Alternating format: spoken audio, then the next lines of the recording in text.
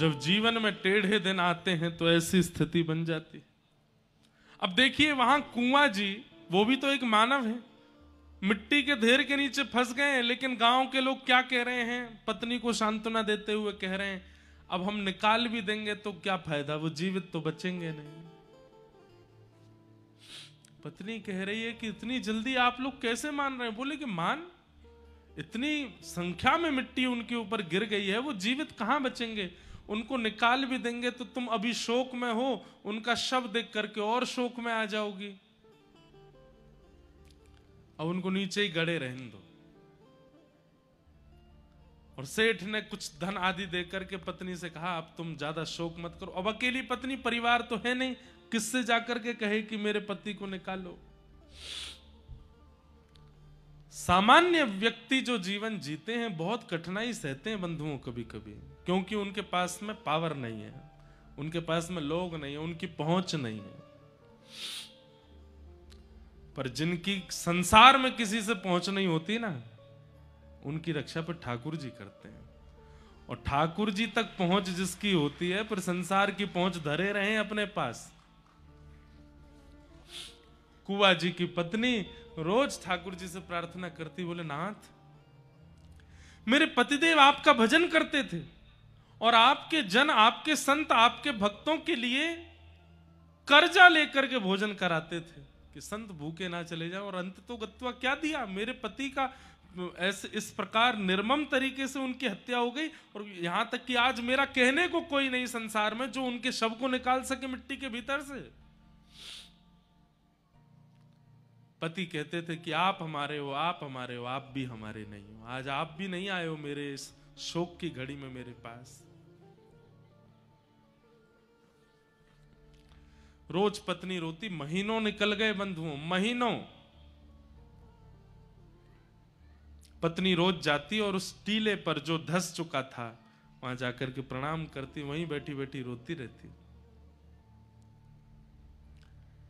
एक बार कुछ संतों की जमात आई और वो संतों की जमात उसी टीले के बगल से निकल रही थी जहां कुंवर जी धस गए थे। वहां उन्होंने अच्छी व्यवस्था जान वहां बैठ करके अपने प्रसाद आदि खोल करके पोटलियों से पाना प्रारंभ किया। तभी उनको हरिशरणम हरिशरणम हरिशरणम हरिशरणम हरिशरणम नाम की ध्वनि आने लगी।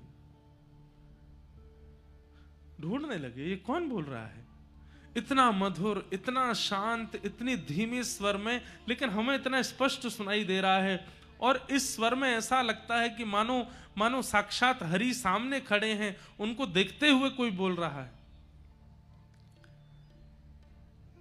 इधर उधर दिशाओं में ढूंढने लगे कहां से ये ध्वनि आ रही है, कहां से ये स्वर आ रहा है, लेकिन कहीं कोई प्राप्त नहीं हुआ। तभी उन संतों ने कहा कि कौन बोल रहा है भाई, ये आकाशवाणी हो रही है क्या हरिशरणम की। तभी एक महात्मा ने कान लगा करके उस टीले में जब कान लगा करके देखा तो कहा अरे इसके भीतर से आवाज आ रही है। खूब सारी संख्या में वो महात्मा थे, कोई कुल्हाड़ी लेकर के, कोई खपरेल लेकर के, कोई जो साधन मिला सब लेकर के उसको खोदने लगे। गांव के लोग इकट्ठे हो गए, अरे भैया क्या कर रहे हो, काहे को खोद रहे हो। बोले अंदर से आवाज आ रही है, अंदर कीर्तन की ध्वनि सुनाई दे रही है। पूरा गांव इकट्ठा हो गया। किसी ने जाकर के कुंवर जी की पत्नी को बताया, बोले जहां कुंवर जी दबे थे आज कुछ महात्मा मिलकर के वहां खोद रहे हैं और ऐसा कह रहे हैं भीतर से आवाज आ रही है। पत्नी दौड़ी दौड़ी गई, वहां जाकर के जब देखा तो सब संत लगे हैं खोदने में। खोदते खोदते खोदते 2 दिन बीत गए। गांव के लोग भी अब अविश्वास, अरे हम तो पहले ही मना कर रहे थे, इतने महीने हो गए, कहां कंकाल भी नहीं बचा होगा उनका तो, अरे यहां से ध्वनि आ रही है स्वर की। थोड़ी देर में पूरे गांव को भी वो ध्वनि सुनाई देने लगी, हरिशरणम हरिशरणम हरिशरणम। खोदते खोदते 2 दिन बाद जैसे ही अंतिम परत पर पहुंचे, जैसे ही मिट्टी हटा करके देखा तो क्या पाया, सुंदर दिया जला है, सामने साक्षात ठाकुर जी का श्री विग्रह विराजमान है और कुंवर जी बैठ करके खूब मधुर वहां भजन कर रहे हैं, ठाकुर जी का हरिशरणम नाम संकीर्तन कर रहे हैं। कभी हाथ में करताल लेकर के नृत्य करने लगते हैं, कभी बैठ करके प्रणाम करने लगते हैं, वंदन। देख करके किसी को भी विश्वास नहीं हुआ, ये कैसे हो सकता है।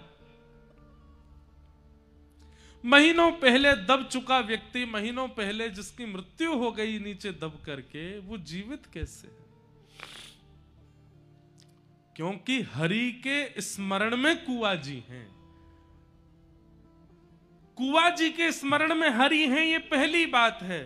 पर कुआ जी के मन में हरि स्मरण होते होते होते एक स्थिति ऐसी आई कि अब हरि के स्मरण में कुआ जी हैं, तो चाहे जैसी परिस्थिति आ जाए, हरि के स्मरण में जो आ जाता है, परीक्षाएं तो उसकी होती हैं लेकिन कोई उसका बाल बांका नहीं कर पाता।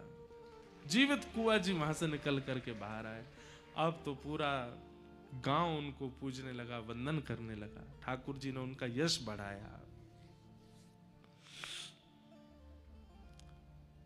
हमारा कथा सुनने का उद्देश्य ये कोई मनोरंजन नहीं है बंधुओं। ये मनोरंजन के लिए नहीं आते हैं हम, या मनोरंजन के लिए नहीं आते हो आप। ये मनोमंथन का विषय है। हमारा उद्देश्य कोई और ना बन जाए, व्यापार वृद्धि ना बन जाए, वंश वृद्धि ना बन जाए, लोक प्रसिद्धि ना बन जाए। कथा से केवल एक ही चाहिए, मेरा सुमिरन हरि करें। अब वो मेरा स्मरण कर लें, अब वो मुझे याद कर लें, अब वो मुझे को एक बार अपने अपने अपने हृदय में एक बार बस मेरा नाम बोल दें। इस श्रेष्ठता को प्राप्त करने के लिए जो जो व्यवस्थाएं करनी पड़े वो सब मैं करूंगा, बस हरि मेरा स्मरण कर लें। इसी के लिए कथा सुन रहे हैं हम। तो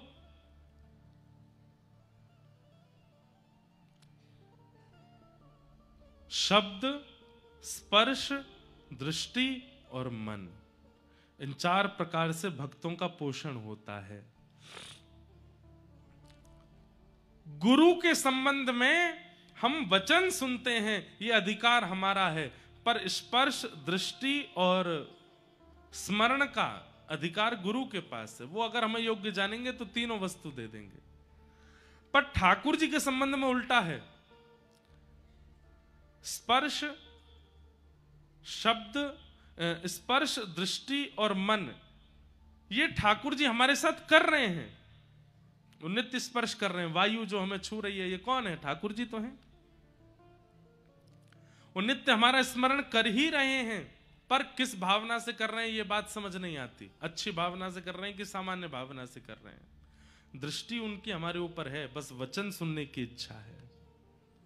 दर्शन को नैना तपे, वचन सुनन को कान, मिलवे को ही रात पे, हिय के जीवन प्राण, गोवर्धन वासी सांवरे, तुम बिन रहो न जाए। तो इस प्रकार